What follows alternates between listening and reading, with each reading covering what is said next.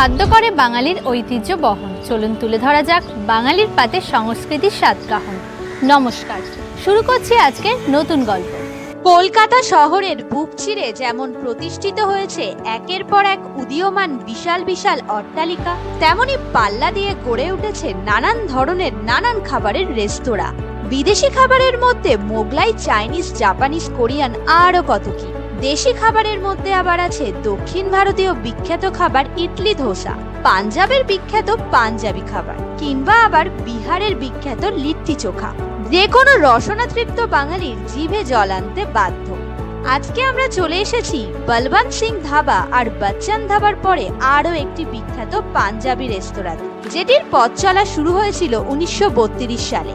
এই পাঞ্জাবি রেস্তোরাঁটি প্রতিষ্ঠা করেছিলেন গুরবক্স সিং।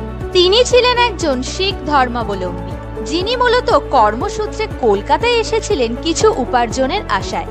তিনি রেস্তোরাঁটি স্থাপন করেন নিউ মার্কেট এলাকায়। তখন নিউ মার্কেট ছিল এখনকার মতোই জমজমাট, কাজেই নতুন খাবারের দোকান দেখে মানুষের উৎসাহের কমতি ছিল না।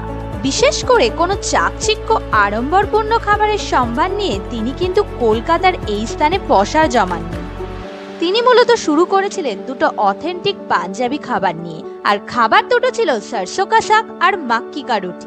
আর এই মাক্কি হলো এক ধরনের শস্য, যেটা দেখতে হয় গমের মতো, আর এটি কলে পেশাই করলে আটা তৈরি হয়। তবে এর রুটি সাধারণত গমের তৈরি রুটির থেকে বেশ মোটা হয়। স্বাদটাও গমের রুটির থেকে একদম আলাদা।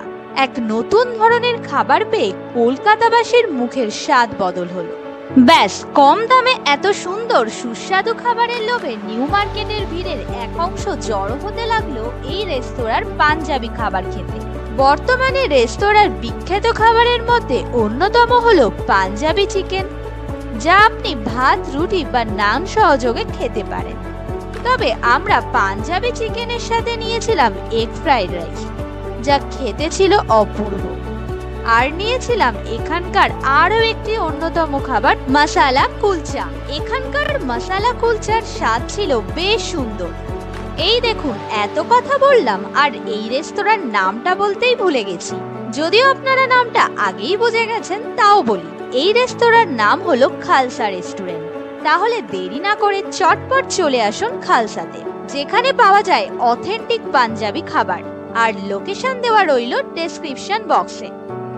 তবে এখানে বলে রাখি, স্বাদ বদল করতে আসা বহু মানুষ কিন্তু এই স্বাদের প্রেমে পড়ে গেছে।